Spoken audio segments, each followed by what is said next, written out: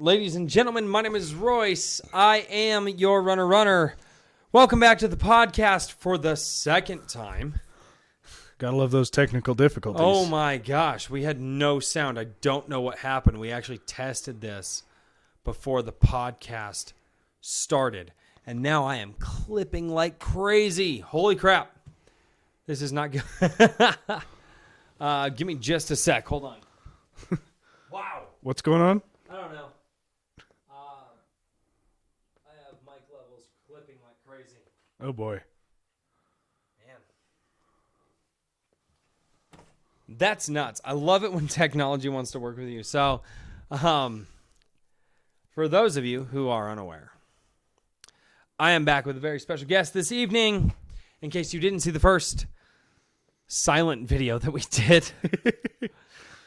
This is Cameron Denny. Cameron Denny is one of the players in the Colorado circuit.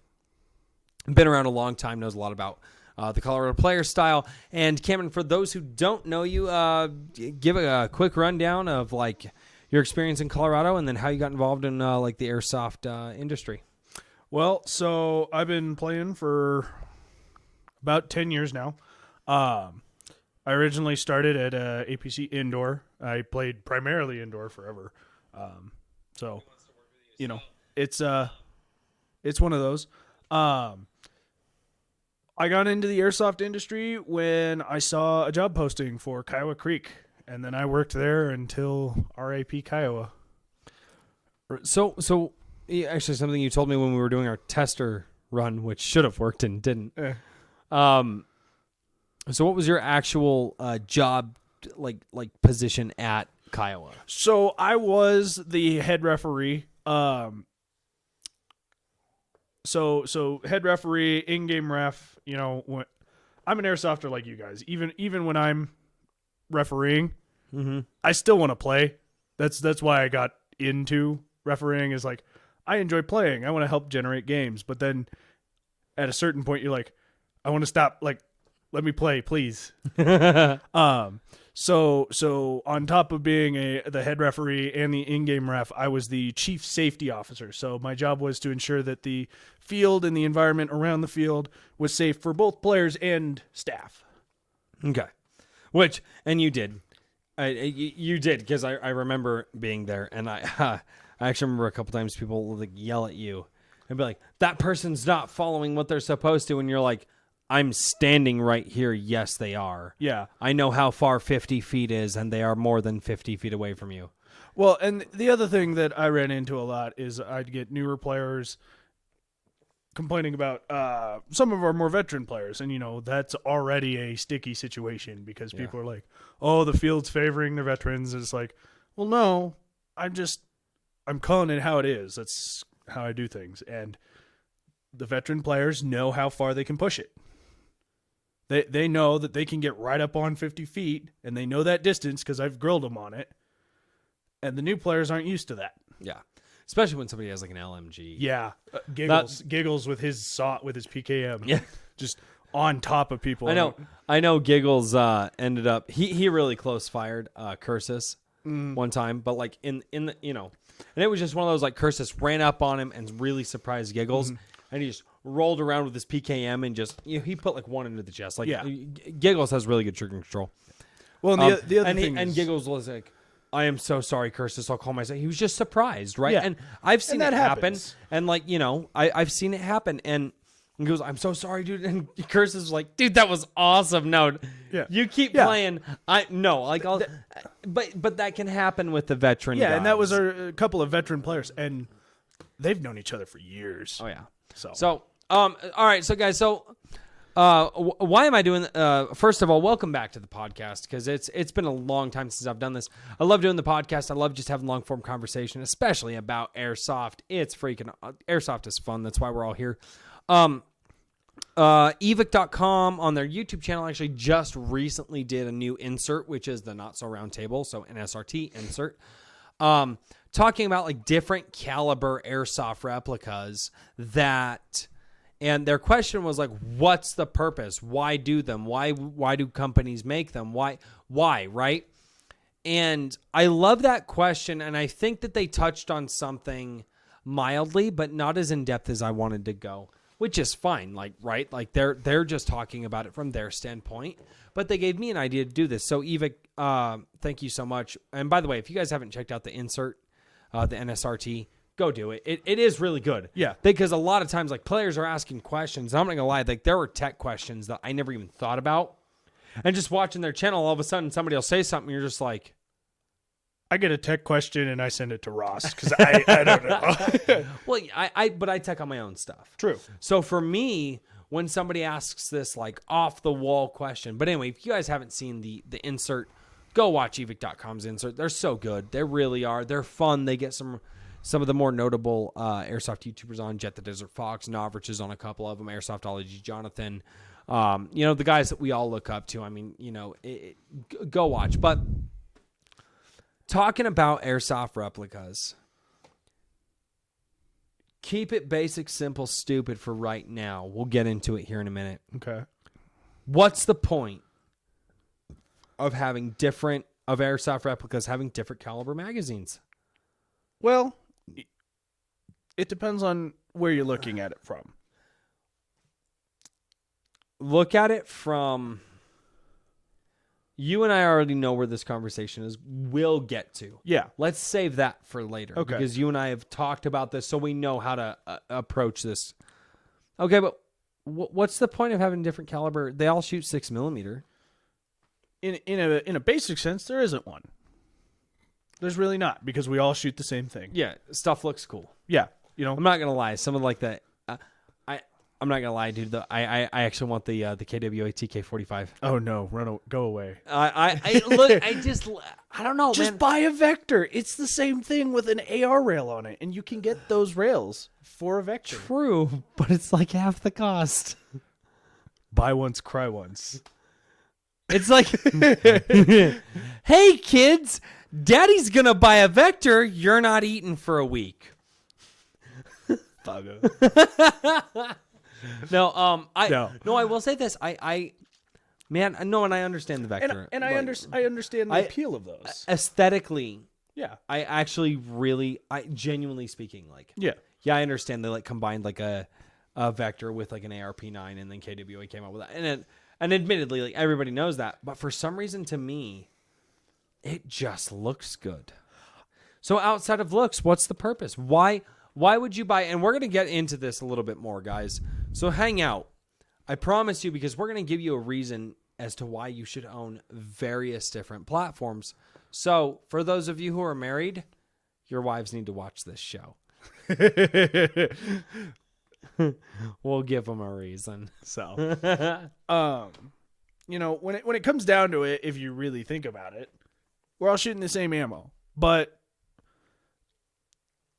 companies still produce, here's a 308 or whatever you want to call it, 308, 7.62, 9mm, 9mm, 45.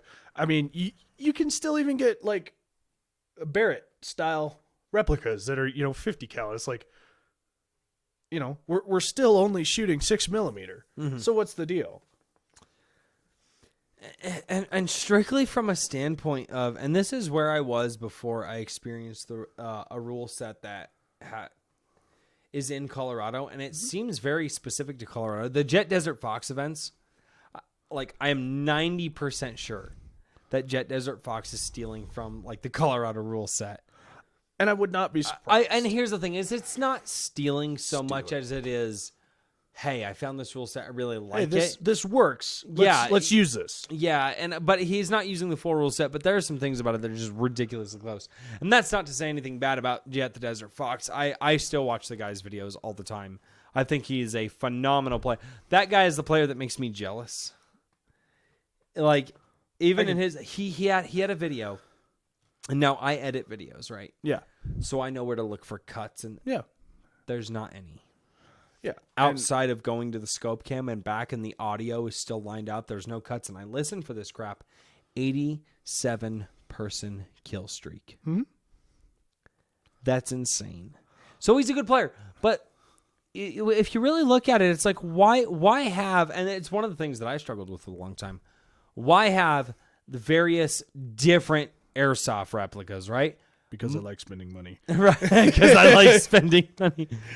My answer was if my main goes down, I have a backup. If my backup goes down, I have a backup for my backup. If the backup goes down, we're going with shoddy. 2 is 1, 1 is none. 2 is 1. Yeah, exactly, right? 1 is none, 2 is 1. 3 is 2. 3 is never enough. Yeah. So, but yeah, no, so having multiple replicas does serve a purpose in the airsoft industry, especially when it comes to playing on the field and not having your stuff break down. Yeah. But what purpose does it serve outside of that? Like, and then one of the things that they brought up is like, why would you make like a Glock 22 and a Glock 17? Personally, I see no point because even in this is something directly off of Evike's, Yeah. Or Evike's insert, by the way. This 100% credit to them for this topic right here. But I do primarily real firearms, whatever you want to call that.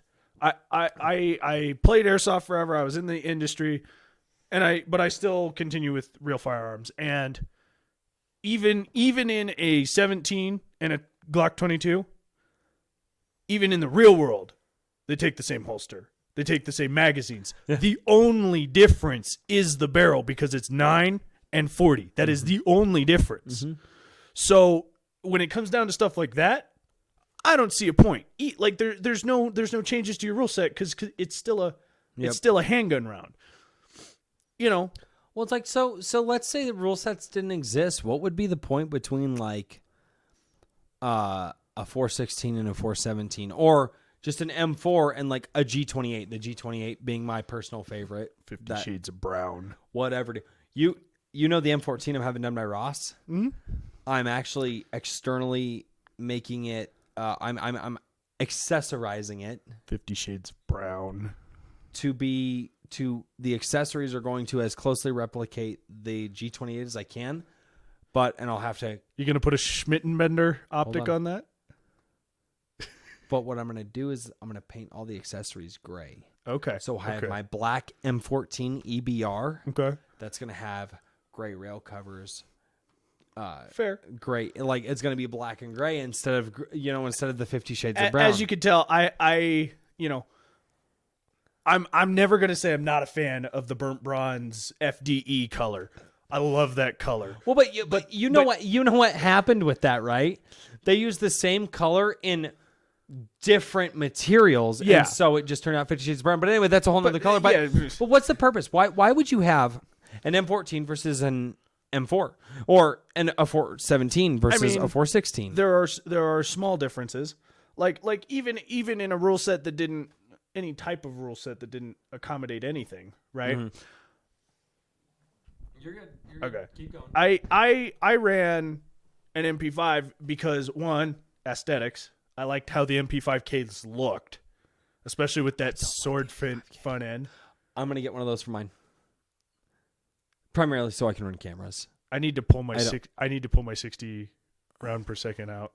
And show how I'm gonna get a swordfish front end for mine, primarily because it's one of it's a good rail system and it's sturdy. I've used it for years. No, it's absolutely. Well, it's not, a guy handed it to me and I was sitting there looking at it and I was like, okay, I can put my camera here and optic here. I can have my other camera here, and if for some reason I need anything else on it for it gives you rails, and especially running YouTube videos like I do. I need that space for cameras. It's not just absolutely. I want a PEC box because I can have a no. I'm gonna get the swordfish front end eventually. No, just for the rail space for the cameras primarily. And for me, it was an aesthetic thing. I have to run 2 scope cameras now. What happened there? Got the new scope camera. Video looks awesome. Audio crap. Oh. Audio on my old scope camera. It's great. Great. The zoom is crap. Yeah, you've seen my I've zoom. seen it. Yeah. And the zoom's not bad on that. But here's the thing that I thought about is I was like, but that could give me an up close versus a far away.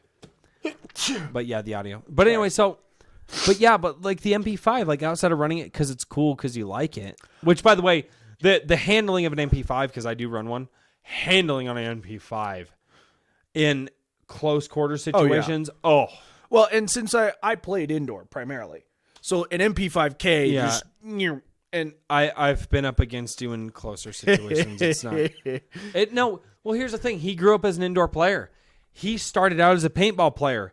His whole goal is fast, hard, and heavy. And as many rounds as I can put. If it moves, it gets at least 5 rounds. And it's funny to like joke about, but the fact of the matter is it trained him to be a very different player than I was trained to be.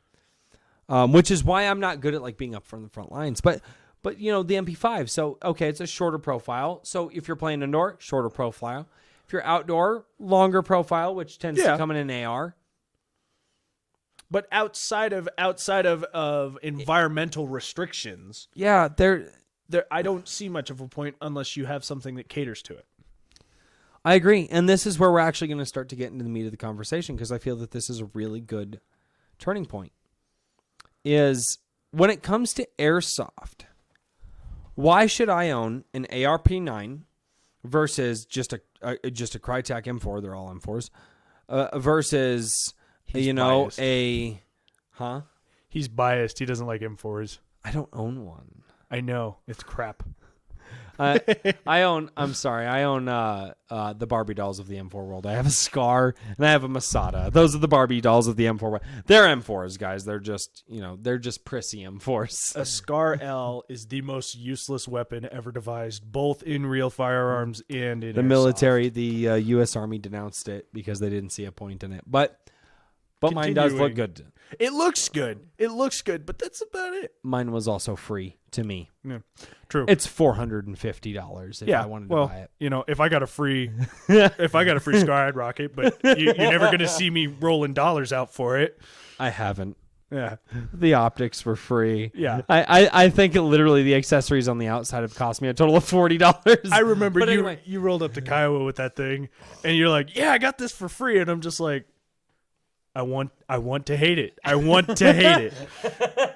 But it was free, and it shoots decent for being free, so I'm not gonna. I can't. Yeah, no, and so. So here's the thing: is the one thing, especially the Jet Desert Fox events. I think they've done something, and I swear they had to have taken this rule from another field in Colorado, because I don't know other fields that have this rule set throughout the United States. And I watch guys. I do believe Balahek Airsoft, at least for some. No, because I've watched the rule set. I haven't seen the rule set all the way through, but I have seen them run this style of play. So I don't know if it's a constant. I don't think it's a constant, but I have. Maybe they have. It. So here's the thing, guys.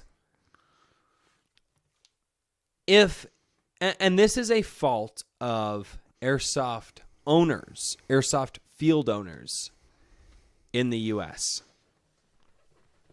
Unless your Airsoft field, I think that, and I just call it the Kiowa rule set, which it wasn't. It was actually the JTAC rule set. We took extensive modification to it.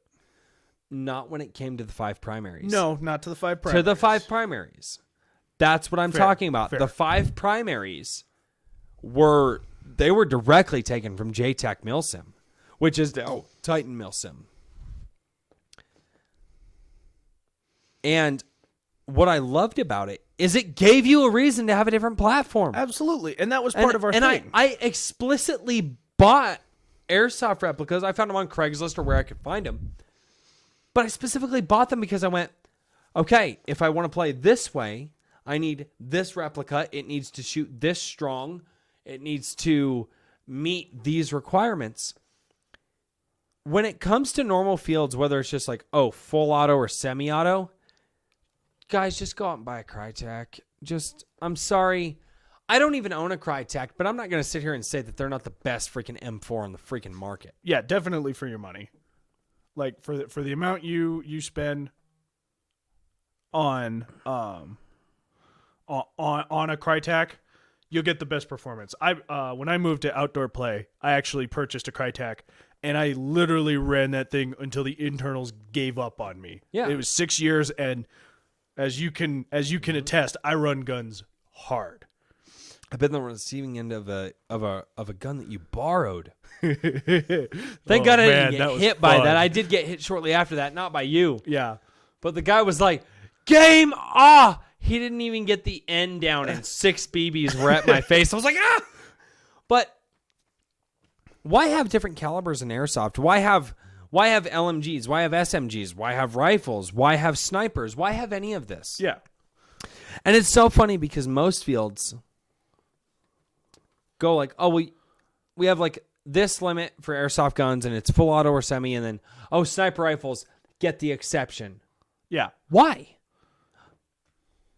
Well, but they're bolt action. Okay, but why? But what incentives does that give anybody To run to go anything out except for. to run anything except for sniper Yeah. and AR? Yeah. Or M4. Sorry. That's the firearm shooter in me. The difference between an M4 and an AR, one shoots full auto, or the newer ones actually don't. The newer ones shoot 3-round burst. The civilian models shoot semi-only. Mine shoots 2-round burst. Gotta Unless you echo shim. triggers. Lightning links. Hey, ATF. But Anyway, Why- continuing. and you ask these questions, and then you go, airsoft field owners, and for any airsoft field owners that are watching this, I am going to insult you right now, and I'm actually not sorry. You're dumb. You're dumb. Airsoft field owners, and you go, well, we have we do full auto, and then we have like sniper rifles. Why? Why don't you build a rule set And more recently. designed for the 5 different weapon platforms? And I say 5, there might be 6, I don't know. But the 5 different primary weapon platforms that give a mix of full auto, semi-auto, and sniper gameplay. So That could fix the entire debate of full auto versus semi. And not only that, variable different joule limits, different play styles. Yeah. You give them a reason. Now, Yeah. give me just a second. Ready? I'm going to let you go here in just a second. Okay. The 5 different primaries. The SMG, the standard rifle, the DMR, the LMG, and the sniper. 1 joule, 1.5 joules, 1.89 joules with a 50-foot minimum engagement distance, semi-auto only. That's the DMR.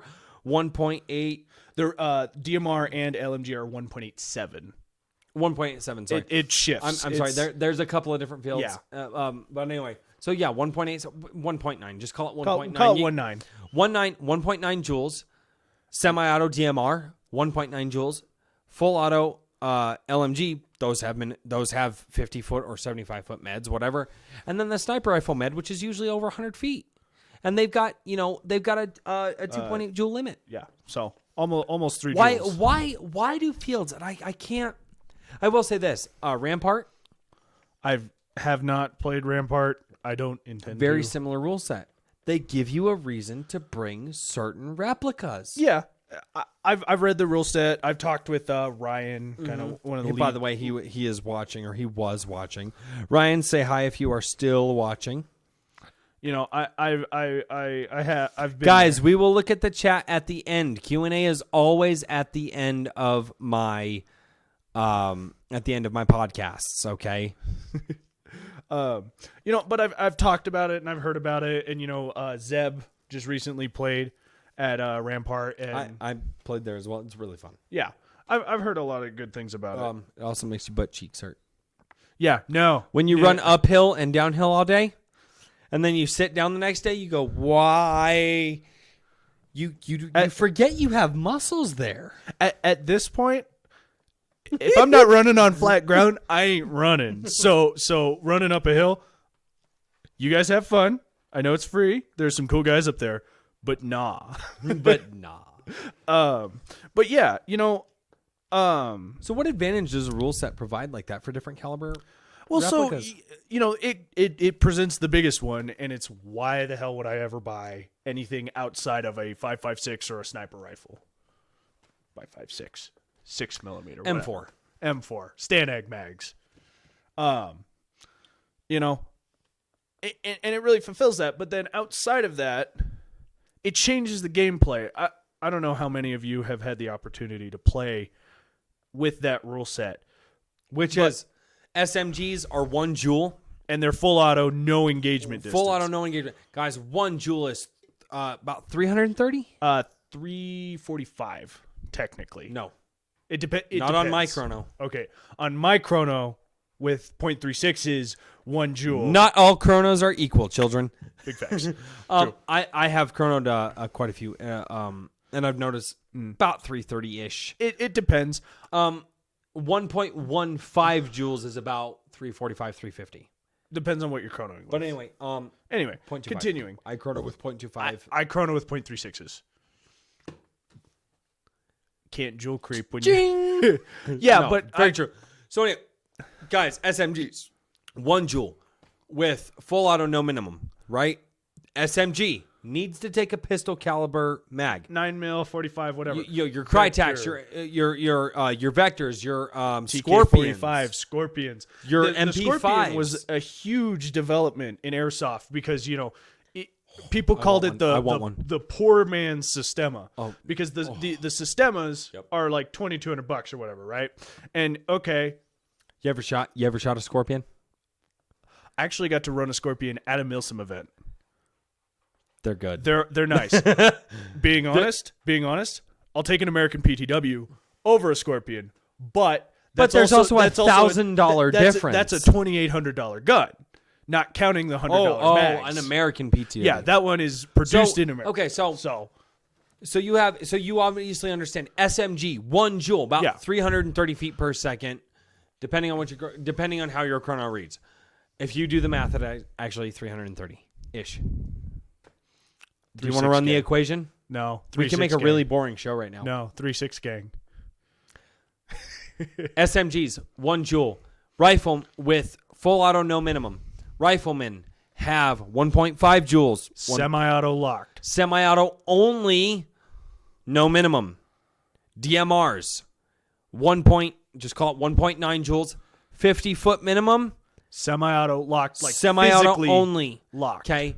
One thing I'm going to adjust a little bit because I know Kyle was going to do this. LMGs, full auto, 1.9 joules, 75-foot minimum. Yeah, it's full auto. We were getting there. Yeah, we were getting there. Sniper rifles, 100-foot minimum, 2.9 joules. You have a reason to run each of those different platforms. And the one thing that I found, fields don't run rules to give people a reason to bring out their guns. Yeah. And you guys even had specific days. Like if you bring out this type of replica, we're going to give you a discount. So you guys actually encouraged and ran a couple of days to encourage people to bring out different things. Yeah. And there's actually another level that I had been begging and pleading for because there were a couple of guys who were just getting screwed over. Sorry. These are my work boots. They've been on all day. You're good. Got that boa, man. But I'd been asking for this for a while, and it's actually a thing in the Milsim West rule set, I believe. I've never been. My Milsim West guys can correct me.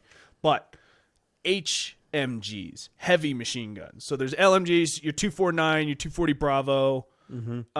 Your Paras, whatever, right? And then you have your HMGs, and technically, a PKM falls into the HMG because in real firearms it shoots 7.62 by 54R. Same round as a Mosin Nagant, except it's belt fed full auto. Because screw the person trying to shoot this thing. Damn Russians. They got strong shoulders.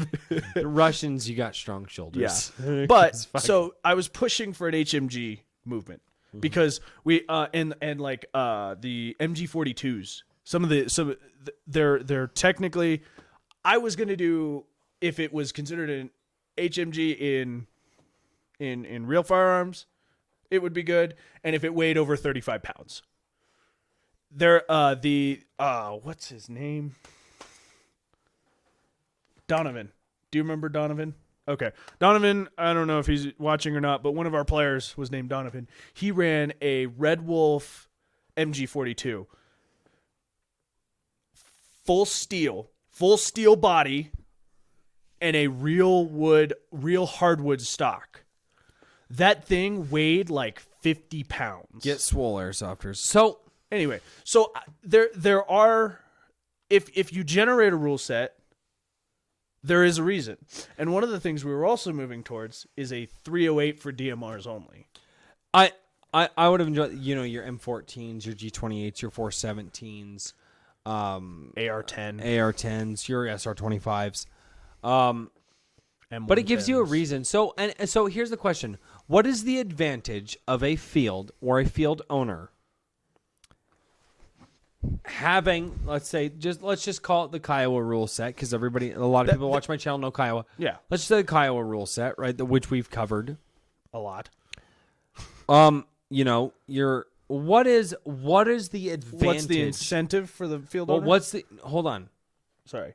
What is the advantage of the player under that rule set? So for the Which player, is 1 Joule SMG, full auto, no med, as we've gone over.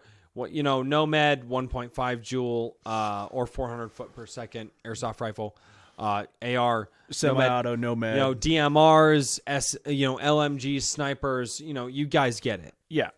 So what's the advantage to having? I know the advantages because I've been in the games. Yeah. I mean, as a ref, I've seen a lot of things, but I've also seen people go way out of the norm. Like some people who are tech inclined. I've never seen Ross do it himself, but I'm sure he could. I had a player. I was reffing a game. He built a 1 Joule 9mm. It was a G&G ARP9. The thing still hit an 8-inch group at 300 feet. I think I know the guy you're talking about. Yeah. So did he wear the what's the mask? It's a speed softer mask. Di-4. Yep, the Di-4. I love my lightweight. Di-4. No, I love it. I want one. You know what I'm talking about though. And he had the hoodie. Yep. And he only showed up once in a while. Yeah. And the red arm pads. Yeah. I think I have him in a game actually. But he didn't have his ARP9 set up. Yeah. And this was before the 9mm thing was a thing. Popular, yeah. Yeah. And it was HB8 and full retard. But outside of accurate as hell. Outside of the, people like myself and Ross and you. I'll when you do get it. I there. just don't spend the money on it. Yeah. But you've also seen what I can get out of a little bit of money. True. It's just, at least I can say this for me personally. I don't know about Ross, but for me personally, I can't not spend money. But let's get back into it. Anyway. What's the advantage to having a rule set to saying, it this generates a platform whole gets different... this advantage, this platform gets this advantage? So one of the things it generates, and I can tell you this for a fact because I've seen it, and I don't know if it ever came when you were playing, but I have seen squad-based role play or like playing, they got a sniper. The people that I'm referencing are actually a team here in Colorado known as CX. So they had a sniper, Jeff, right? One guy on DMR. Mm-hmm. I don't remember who was rocking it. 2 riflemen and 1 dude on an SMG, Ryan Greenlee, and they kicked ass and took names. Because it generated different level of play. So myself, Convoy Bebop, if you're still in the chat, I am trying to pay attention to the chat because I know some people are coming back and forth. What's up? Again, we will get to a Q&A. Yeah.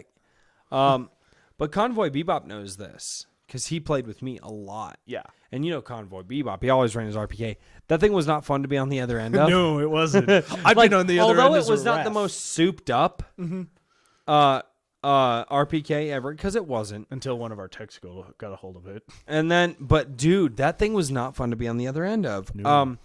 But here's what I found out is when you have a rule set that says bring out these replicas and you're allowed to run this way. Mm-hmm. And you're sitting there going, okay, the other team is walking to spawn. We're waiting for the ref to call game, and a group of us come up and we go, who's going where? All right, how many snipers we got? And we could literally, as a team of people who we have never met before. Or know each other in passing only. Yeah. We've never, and maybe like I got my buddy standing here, but he's the only person I know. Y'all are running M4s. Okay? So what we're going to do is I want 2 people running rifle with our LMGs. We got 2 LMGs. I want 2 riflemen with each LMG. You guys are going to run up and cover that guy. The LMGs are going to, 1 LMG right, 1 LMG left. You're going to clear. Yeah. Okay? The riflemen are going to cover that guy. All right, we have more riflemen than that, but that's just what we're going to send up. Now, SMGs. Y'all can do full auto. Get into the center of the field, move up even further because you have no med, and just clear people. Running gun. And then just move people forward. Snipers, get on our flanks. Snipers, take those flanks that people are going to try to surprise us with and take it. And the snipers would hit. And you could literally, in a group of people that you never met before, you could go, here's how we need to run the game. Okay? We need people to cover our heavy hitters. Mm-hmm. We need people to go up and clear for our riflemen, because your riflemen are your bread and butter. Yeah. I don't care if you're in a milsim. I don't care if you're in a pickup game. I don't care what game you're playing. Riflemen are your bread and butter because those are the guys that are going to go in. They're going to get some. They're going to clear. What you want to make the path as clear for them as possible and establish them in whatever position. Yeah. And when you have a rule set that is designed for that, mm-hmm. and you go, who's running DMR? And they go, I'm running DMR. It generates that style of play, because outside of that, it's like, okay, we got, 6 snipers and the rest of us are running M4 or M4 style platforms, Stanag mags, whatever, Masada boy over here. It generates that style of gameplay. And that's one of the things that we really tried to push at Kiowa, I think personally, I think this rule set should be standard across the country. Yeah. You know why that would make it so easy? Because then I could roll up to Texas, Oklahoma, Pennsylvania, Virginia, California. Doesn't matter. I go there. I know what the rules are. Bam. And all my equipment's these are the same. standard U.S. rules. I want that so bad. Well, and the other thing is our guns, my guns, I'm going to speak to my guns because I don't know where yours are at. They're always changing. Jewel-wise. Generally, I do try to keep my rifles around about 1.3. Yeah. I've never had anything that exceeds that. MP5 is 1 jewel gun. Yeah. My M14, which Ross is working on, and it is his nightmare gun, by the way. I've heard. He's complained quite readily. I've talked with him, and I was like, so is this the worst M14 EBR you've ever worked on? He goes, it's legitimately, it's a nightmare. Yeah. He was like, and he and I are talking back and forth, so much so to the point we're actually going into the science of what makes an airsoft gun. Yeah. Air volume, math, cylinder volume versus barrel volume versus, ready? Versus back pressure you get from different weights of BBs. 3.6. No. 4.5. He ran 2.5s, 2.8s, 3.2s, 3.6s, 4.0s, 4.5s, and 4.8s through it, I believe. And then had to run the math on each one of those to see what the volume was and the back pressure that was caused in the volume. Quick plug. Anyway. Quick plug. Ross took the time to do that. Now, yes, it's a nightmare gun, but Ross took the time to do that. So if you need tech work. He took the time to sit there and go, why isn't your gun working? It's time to do some math. Yeah. I don't tech on anyone's guns. I barely tech on my own guns. But I wouldn't do that. I got to be honest. RDD Airsoft Works is actually down in the comments. Hey, what's up, Ross? So, but one of my problems that arises, I play milsims. I enjoy milsims. I'm trying to get Milsim West uses Milsim West uses a very similar rule set too. They do. I haven't gotten to a Milsim West event, and all the Russians are yelling at me right now. They always are. I haven't gotten to one, but what I've run into, I went to, I don't remember who was hosting. It was a smaller host out in Texas, and I had they were like, yeah, we got SMG rules, and I'm like, sick. and I roll up with my MP5s, the infamous MP5s. 75 rounds a second. I got a need.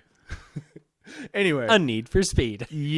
So Welcome to Top Gun, ladies and gentlemen. So, I roll up and I finally took the time to dial those things back, because back when I built those, 450 feet per second, 75 rounds a second, no minimum, because I played indoor. That was basically just pain game. Mm-hmm. If you've been playing long enough, you know what I'm talking about. I've taken CO2 pistols to the face that were about 450, and my buddy was damn good akimbo. Sounded like a full auto. Yep. It wasn't. Yeah. We used to play shirts versus skins. Oh, I did the same thing. And that hurt when you peeked that corner. Oh yeah. Well, and the other thing is, I played with a group of guys. I think the slowest gun, we always played full auto because that's how it was. But the slowest gun there was like 38 a second. We had a mix. We always had some that could do full. Yeah. Some that were semi, such as pistols. And then like the snipers. I was the only one that had a sniper. And dude, I used to bait people to try to chase that corner. So I would go whap whap whap, and they go, "Oh, I got you!" And then I'd run around the corner, dude. And I literally got to the point where I'd literally just like the leg would fall out. I'd slide, grab the gun, like one motion. That's how good at this I was. One motion, hit the ground. That bolt was already racked, so I just grabbed the gun. They popped the corner. Oh, crap! And I just ripped the trigger. Yeah. Yeah. I was good at sniper. Now, if only he could push, he'd be fine in CQB. Yeah, but if you do that in CQB, but see, that's exactly why I couldn't. Yeah. That's why I can't play CQB. Is because my game was bait and switch. Well, it was the bait and switch, or it was the long game. I hate the long game. I got to be honest. No. The long game as far as long range. Oh, okay. The long range game. Yeah, I still hate that. but that was my game. Yeah. That's what I started Airsoft as, and that's why pushing is so hard for me. Is I genuinely think I just don't understand it. But there's a whole nother level, and I'm going to tie back into our conversation. Anyway, Ready? We're getting off. No. Actually, I'm really glad that I said that. Yeah. Because I don't understand the pushing. And it's not like, oh, I don't know how to push. No, it's that there's a certain mindset. There is a spatial awareness that you have to have. There is a speed you have to have. An aggressiveness. An aggressiveness. And that, yes, I do have that aggressiveness in me. I know I do. Because I've peeked corners with a pistol when I was younger. And whap, whap, whap, Yeah. But you know what was so helpful with the rule set for different calibers? The SMG. It forced you because to push. No, it didn't force me to push. But because it was a low joule limit and I could go full auto with it, it's kind of like bowling, right? When you're not as good of a bowler, they give you kind of a handicap to play with. Do you see what I'm saying right now? I get what you're saying. I didn't know anything. I don't know anything about bowling. Okay, so in bowling, you're on a league, right? Okay. And they basically take your average score and then they give you a handicap. So it's called the fourth game. It's called the handicap. You only bowl 3 games, but they take your handicap and stack it up against their handicaps, and that's the fourth game, and that decides the winners and losers, right? Okay. Continuing. But what the SMG platform did for me, because I do have a hard time pushing. Because you've seen me when I play DMR. You've seen my lay down in a fucking bush videos. I was there. Yeah. You've seen my lay down in a bush videos, and like, I'll wait for 20 minutes just to hit a person, and that excites me. Like that's my gameplay. But rushing up. But here's the thing: is because I'm not good at that spatial awareness and being good in the middle of a fray. Having that SMG rule, where it is a 1 joule gun. And my UMP-45 at the time shot 0.7 joules. Yep. So I could hit that. I could hit the fun switch, as Airsoftology Jonathan calls it. A lot of people. I could hit that fun switch and go, And it did help me. And that's one of the things that I want to say about having a rule that applies to various different replicas, LMG, sniper. Not every airsofter plays the same way. And as a field, if you say we do full or semi-auto, you're disrespecting 75% of your player base. Yeah. Because not every person plays the same. Yeah. I don't. I can't. I don't because of how I played airsoft in the day. Give me a DMR. Give me something with range, dude. I'll go lay down in a bush 100 yards away and just sit there and just wait. That's how I play, and I have fun with it. Well, and I would say I'm almost the exact opposite. Yeah, you're my counterpart.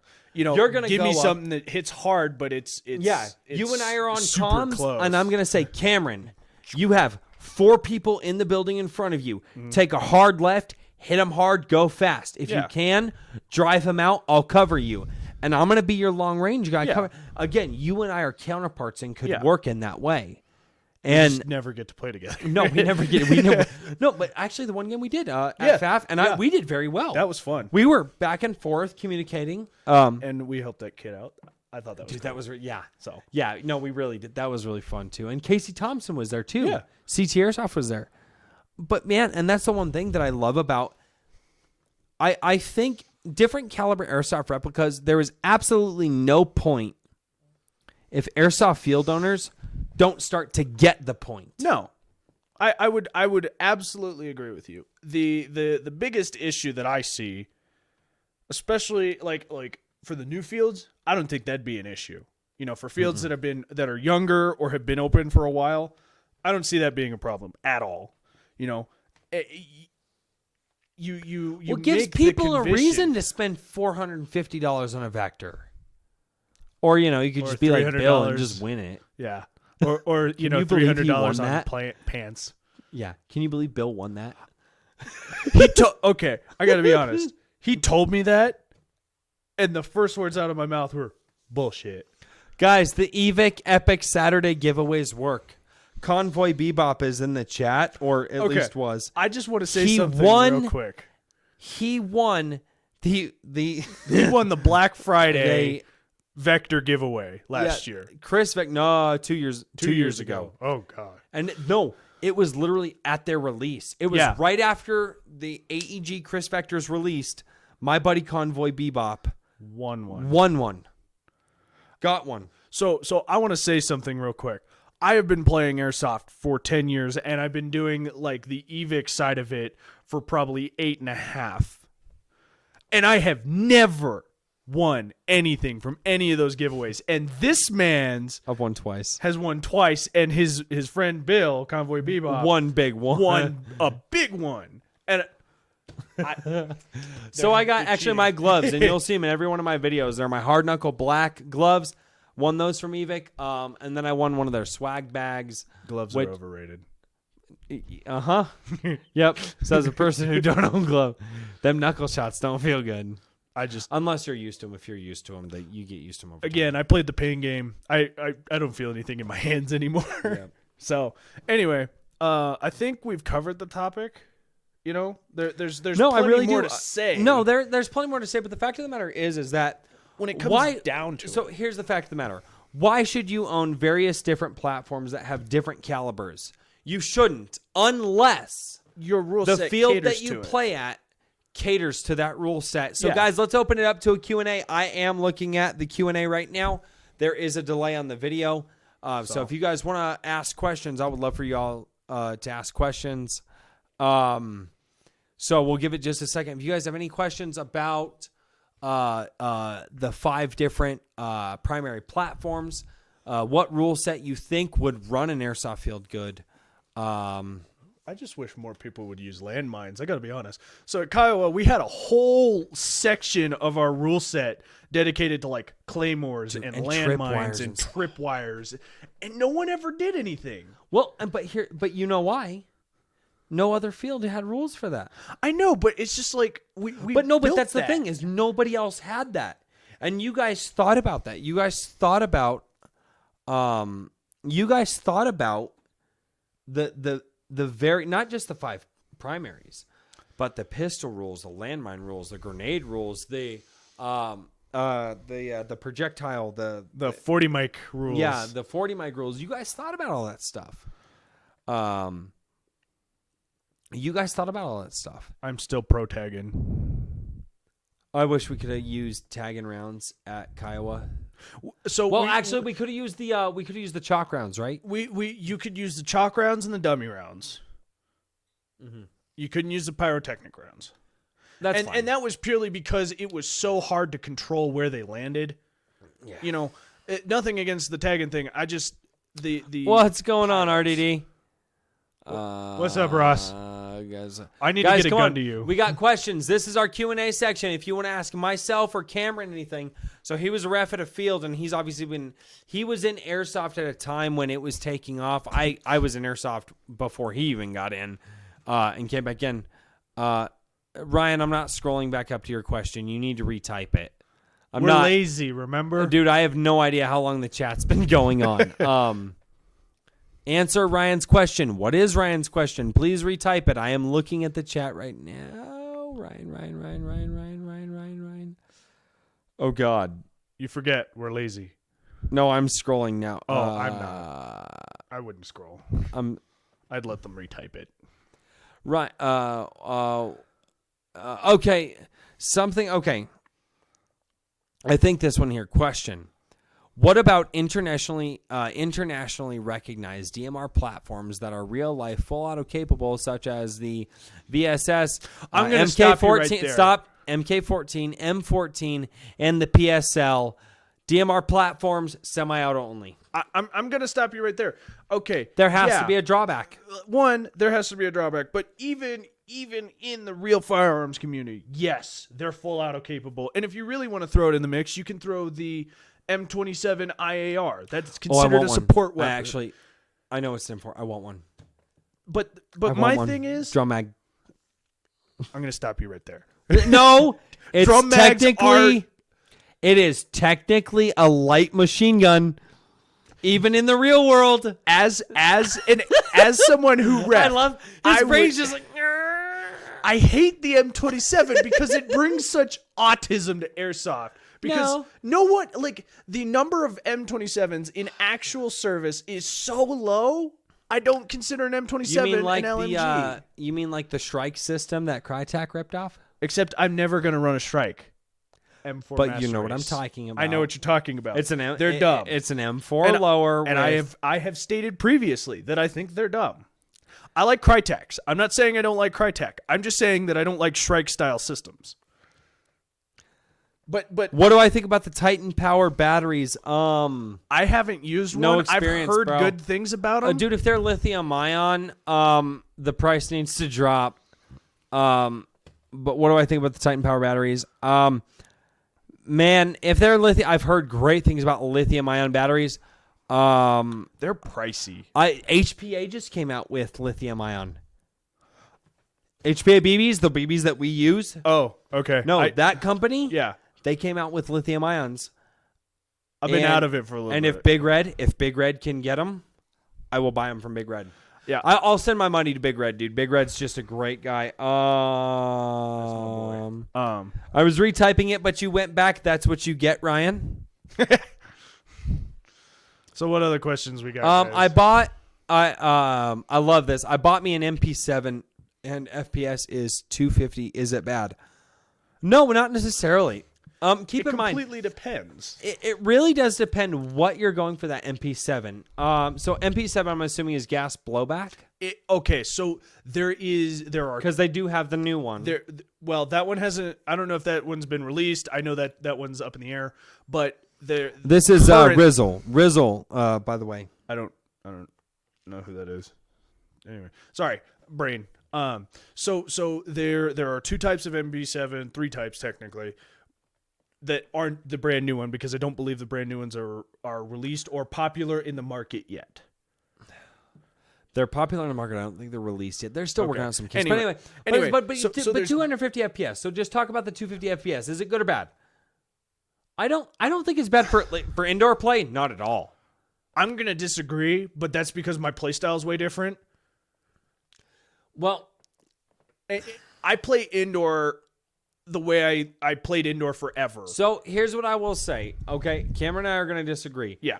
Actually, no, I don't think we're going to disagree. I think we're going to take two different sides of a really good argument. Yeah. Okay. 250 FPS is really good for sustainability and longevity of your replica. Absolutely. For BB travel time and maybe getting up, hard, heavy, and in the front like this guy would. Like getting him to feel it. Yeah, getting him to feel it. You're gonna want to take them headshots. Yeah, okay. So I don't know what your experience level is. Here's how I've always played, especially CQB, because a lot of people tend to gear up on CQB because they're like, "Oh, I'm close. It's gonna hurt." Mm-hmm. It doesn't. It doesn't. It really doesn't. But dude, I've taken 500 FPS to the arms, which I still have scars from.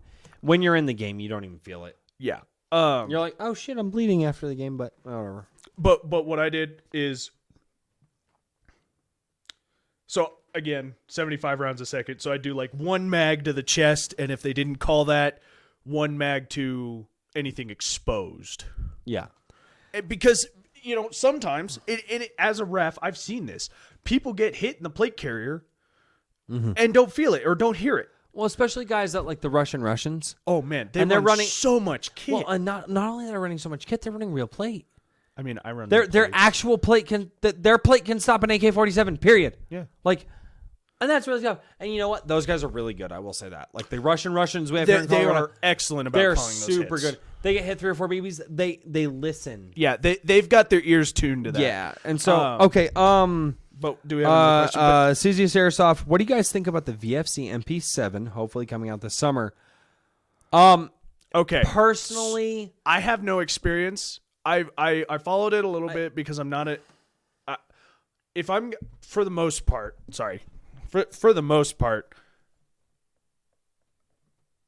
I've moved to M4 AR-15 platforms. SMGs are cool. I got left with a really sour taste in my mouth. I ran a gas blowback MP7 for about 4 months. in Colorado, Yeah, I HPA tapped it, but it was still awful. higher altitude does not do good. Yeah. For the so for those of you who don't know, Denver, which is where we center around, is the Mile High City, 5,280 feet. Okay, when you hit the higher altitudes that we're at, you really Gas need to start blowbacks. thinking about gas sealing, even in HPA replicas. Yeah, you got to crank the pressure on an HPA. That you have to crank the pressure. You have to get larger seals. You have to use thicker lubes. There's a very big difference. Stop. You know what I'm talking about. I know what you're talking about. All right. Anyway, I think the electric blowback. Here's the thing: you're running sniper or you're it's an running electric DMR. blowback? No, I'm sorry, not electric blowback. Just AEG. AEG. Or AEP. It's an AEP. But either way, here's the thing. Technically, it's an AEG because it's not a plastic gearbox. But here's the thing. I think if you're running sniper or if you're running DMR, if that thing works at all within 20 feet, It's fine. use it. If you're running sniper or DMR, use it. Because it's small, it's compact. You can store hella mags on you. Yeah. I mean, I'm a real kit guy. The Blue Force Gear MP7 chest rag holds 10 mags, and it'll hold That MP5 10 speed? mags. Yeah. Yeah. Dude, and it's lightweight. It's literally like a Tactibra. That's all that thing is. It's literally a piece of cloth that they put pockets on with a harness. That's it. Bum. Done. Oh, boy, you're going to bust in that when I show you their plate carrier that's literally just holes. No, I've seen that one. No. That's their laser cut system. Yeah, I've seen it. Blue Force Gear is keep the in only mind, one I like laser cut gear from. Dude, I keep track of Blue Force. Okay, Anyway. let's move on. So that was So just VFC. my thing, I don't know what the pricing is going to be. If it fits your budget, it's what you want, and it shoots decent, go for it. I don't have any background on it. I've had some people talking about how the gearbox looks and how it's proprietary. I don't. Okay, yeah. All right, back with Rizzle, who asked us one of the questions we talked about earlier. Which is better, AK-47 or AK-74U? I got shot in the throat. It was painful. Okay. For that one, that's your personal preference? yeah. Because it's an AK, in real firearms, Personally, me, if I'm going to get an AK, I want an AK-74 tactical. Uh-huh. Again, for camera purposes. Camera, yeah. Or I do want the 74U for short purposes. Yeah. Keep that thing closer, right? Yeah, I can see that. I mean, if you got shot in the throat and it was painful, there is I have to preface this. People's pain tolerance is different. My wife, her entire arm is done up. Cameron has met my wife. Her entire arm is sleeved up with tattoos. She's got tattoos across, across her neck, across her chest, like across this arm here. Okay? Everybody's pain tolerance is different. If you got shot in the throat and it hurts, either the person was shooting hot, and I don't like saying that. Always give the player the benefit of the doubt. Always give the player the benefit of the doubt. Or I've been shot in the throat by a 350 FPS gun. And guess what? Getting shot in the throat just hurts. Yeah, just in general. Just in general. This is really soft tissue here. Because evolutionary speaking, if we don't this is an off zone area. This is a kill zone for most. Yeah, we don't like that. If you've got the option, if you're getting shot in the neck a lot, if you're one of those people who, I love those people. As someone who likes to play hard, I love those people who get hard, scrub. Peek corners like this, and it's like, okay, I'm gonna hit him in the face or I'm gonna hit him in the neck. Sorry. Keep on that mic. Yeah, So if it's bothering you, if you keep getting hit in the neck, what are those things called? Terrorist towels. Schmogs. Schmogs. Or I have an Under Armour Heat Gear balaclava. So, it's got my Face Pro integrated into it, and then I just drop my M frames and my helos and then my helmet. Yeah. I mean, if you're a long rifle guy, AK-47. If you're a short rifle guy, 74U. RDD Airsoft. So Ross is in here. What does Ross want? Oh, I'm going to drop some cancer. Oh, no. Is what he said. Oh, no. Want to do a DSG M14 that's still DMR power. Absolutely. Don't listen to Cameron. He's high. He doesn't know what he's talking about. No, actually, honestly, for trigger response. Yeah, your trigger response is insane with a DSG. I think for trigger response, absolutely. But the problem is if you still wanted to crank that, like, let's just say 1.9 joules. I mean, it's a DSG. You're breaking a gearbox. You're breaking a gear. Just the spring power alone. Ross, if you and Ross already knows this. Yeah. Ross knows. Ross put this in here to make me think. Yeah, Ross. But if you actually want to do this, get with me. I might be able to get us some. I think I could get us some T6 titanium, and I think that would hold up to that kind of abuse. I think we'll mill a gearbox. He's actually working with a custom mill in Colorado. Okay. Yeah. So if you can mill a version 7, I will. If you can mill a version 7 that can hold up to that kind of stress, my question, I will donate my M14, which is I am naming it Nightmare now because of what Ross has gone through. Yeah. But I will donate Nightmare for you guys to put a custom gearbox in because honestly, a trigger response on a DMR like that, would be absolutely my question insane. At that point is if it's short stroked, what kind of spring are we looking at for 1.9 joules? So we're looking at over an M200. Yeah, like an make one larger than that. They do. I've seen M220s because I had an M210 in my MP5s because the barrel length was so short. You would have to use you would have to have a motor to do it. Yeah, I replaced my motors, and that's the thing is you would have to have a motor to do it. So no, I think Ross, if you can pull it off, man, Ross, just like if you could pull that off, that would be no different than. I'm not gonna say it. Remind me, Gods of Airsoft. I need to tell you this off camera. Okay. Because this isn't, and I don't want to put this idea out. Yeah. All right. Ross, hit me on Facebook about that. Anyway, any more questions?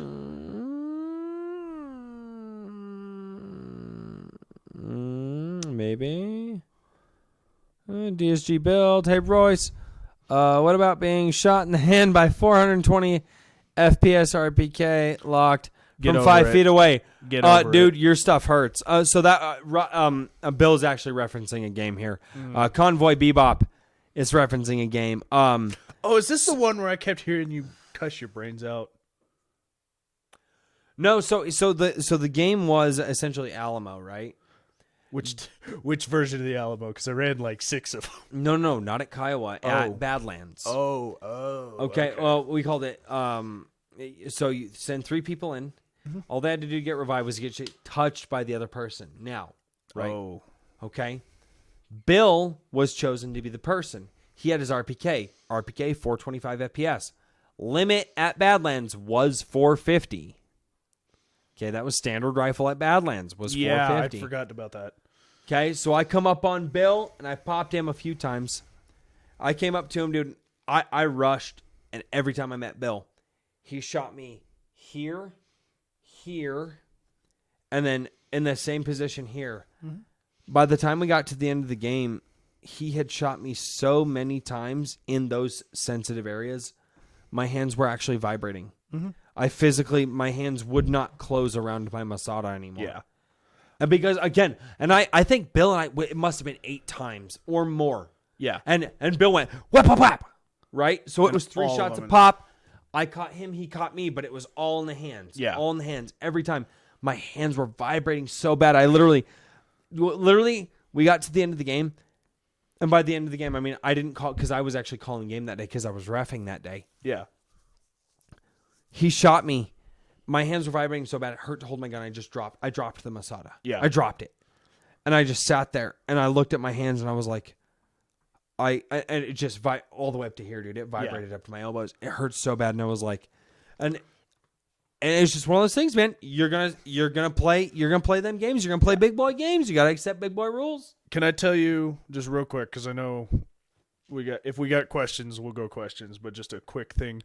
I can tell you the exact time when I realized I had no more feeling in my hands. I am down at DMZ, an old field down in Colorado Springs, indoor. For those of you who haven't played there, and for those of you who do know DMZ, I was on the first floor. And I'm running, right? And I go into a power slide with my MP5s, right? And I drop my MP5s because I'm going to grab mags. And then I realized that I'm not going to stop in time because I had my hard knee pads on and I was power sliding towards a barrier. And I realized I wasn't going to stop. I wasn't going to like coast into it. I was going to hit that barrier like full retard, right? And I throw my hands out like fists first. Oh. And I go straight through the plywood and didn't even blink. And I go, huh? And I pull my hands out and I'm like, okay, no splinters, nothing broken. Eric. And he goes, what? How did you do this? And I'm like, I went into a power slide. And then he's like, no more power sliding. No more power sliding. But yeah, I remember it vividly because I was like, crap, I'm not going to stop. And I actually broke the only airsoft handgun I've ever owned that day. Yeah. I bought a Elite Force 1911 TAC. And when I power slid into that barrier and I put my hands through it, I had it mounted in my chest because, cool guy. Mm. In my chest, so like I went through and you were trying to do like that chest mounted Serpa look. No, it looked good. It looked right.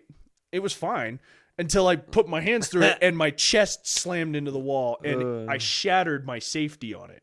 Like the thumb safety shattered into a billion little pieces.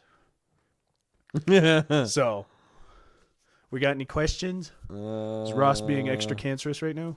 No, Ross isn't being cancerous. He actually was talking to me. Remind me, Gods of Airsoft. Guys, if you got, so I'm not seeing a lot of other questions come up in the chat. This is a really good video. I think we got off topic.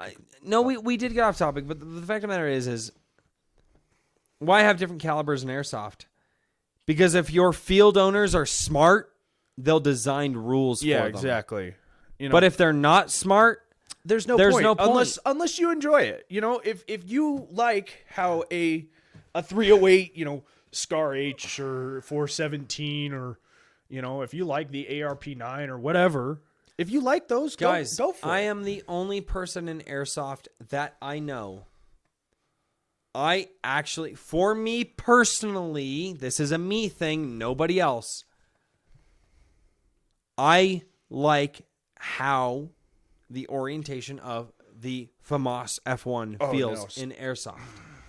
No, I know how you feel, right? I get it. But here's the thing. Hold on. Ready? Stop. I've had one already. Yeah. I've played with one already. And my right to left manipulation increases like plus 25. Okay. It is. And that's why. Nobody else. I know other people that are like, really, dude, the FAMAS? I'm like, guys, I don't know why. I can't explain it. But for some reason, the way that for Airsoft, I'm not talking the real firearm here because that is an entirely different thing. For Airsoft specifically, The FAMAS. the FAMAS works for me. If the ARP9 works for you, the TK45 works for you, the whatever it is platform works for you, that's the only reason to have it, unless your field design rules for it. My thing about bullpups in general, I come from a firearms Your background. workspace. I can't stand have if I'm reloading in my workspace with my M4 stock here, right? Boom, it's in my workspace. I'm maintaining situational awareness, and that's part of me playing so aggressively. If I'm reloading a bullpup, I got to do like this. No.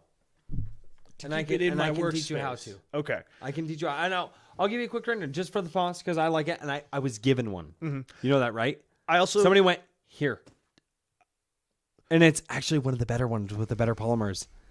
You know how they had the ones that had the crap, like they were making the same had a FAMAS, spring one. but it had the crap polymer, and then it was the AGs, right? And like the polymers were real iffy on it. I got one of the ones with the good polymers. I hated FAMASs before I came into Airsoft. So someone was like, "Oh, look, a FAMAS," and I, kind of threw up in my mouth a little bit. But What yeah, the just from my Cesius training. Airsoft, what are you? What's going on? Is someone being extra autistic? Do you run True Spec 24/7 tactical pants? Now in multiple different colors, only for the low price of redacted. This pants will make you nut in a microsecond by now. Legit question. He runs Cry or Die. and I run whatever the hell people give me. I actually have TMCs. I'm going to buy him some Cries eventually, and then he will come to the dark side with me. Only if you. But here's the thing: when somebody goes, "Oh, you run Cries," I'm like, yeah, they were given to me. It's going to make all the other guys who bought Cry, who spent the money on them, cry because mine were free. Yeah. No. I run Cries because they're so... RDD? Yeah. Ross? Yeah. He's going to turn the FAMAS. He's going to work on it. It's going to be a sleeper gun. I need to talk to Ross. I want to build a clear body metal gearbox sleeper that's dropping at least 50 rounds. At the very least, Bill's going to send me his 249 Para that he has. And I'll either buy it from him or he'll just send it up here and I'll just use it until he says, "Hey, Roy, send it back." All right, guys. We've been on for over an hour at this point. Thank you so much for checking out and just, God, thanks for just watching the podcast, guys. Listen to it on your drive. If you got like YouTube Red, just turn it on, let the audio play. I'm broke. I can't afford YouTube Red. Mr. Fancy over here. Now you know where all my Airsoft money goes. $10 a month. Thank you guys so much for watching. I do appreciate it. Cameron, any final words to say to people about different platforms? Not a whole lot to say about that, but just get out and play, guys. That's one of the biggest things about Airsoft. You can be a chairsofter all you want, but if you don't get out and play. Here's the thing, guys. Get out to a field. Go meet your buddies out there. Go meet new people. I meet new people all the time. That's why I love my channel as much as I do, because I meet new people because of my channel. Yeah. You actually saw it this last Sunday. You were standing there with Red and you remember a couple of people were like, runner. Remember that? Maybe you weren't there. No, it was Chaz that was there. I'm sorry.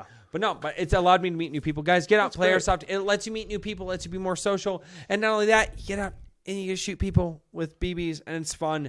You get exercise. Exercise is hugely important. There are a lot of beneficial things in Airsoft that I'm not going to go into because we've been doing this podcast forever, and I want to show him my FAMAS. So until next time, guys, thank you so much for watching. I hope you all have enjoyed this podcast.